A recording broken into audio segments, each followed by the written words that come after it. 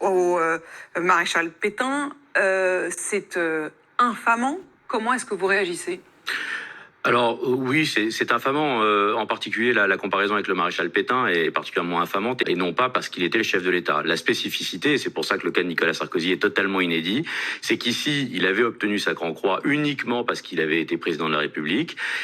Salut à tous, Nicolas Sarkozy déchu de la Légion d'honneur, une décision historique, rarissime et profondément politique, ne nous cachons pas la vue. Depuis ce 15 juin, l'ancien président de la République, condamné définitivement dans l'affaire dite des écoutes, rejoint donc le triste club des figures publiques exclues de la prestigieuse décoration, le précédent, le maréchal Pétain. Oui, rien que cela, et c'est cela qui choque. Mais ce qui choque encore plus, ce n'est pas tant la sanction automatique prévue par la loi. Une condamnation à 1 an ferme suffit, c'est l'intention politique sous-jacente. Beaucoup y voient une forme d'humiliation organisée. Patrice Spinozzi, l'avocat de Sarkozy, parle même d'une décision infamante dénonçant un manque total de discernement, et il n'est pas le seul.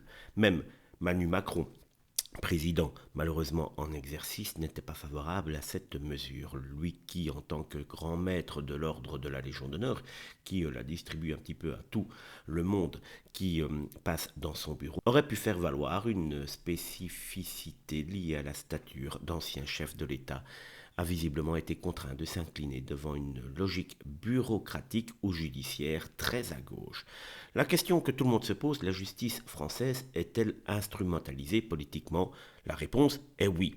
Quand un président de droite est condamné pendant que d'autres responsables politiques restent intouchables, les doutes s'installent. Une magistrature fortement marquée à gauche, une volonté d'effacer un homme, une époque, un héritage. Et Louis Sarkozy ne s'y est pas trompé, il a immédiatement pris la défense de son papa sur Instagram avec un message poignant.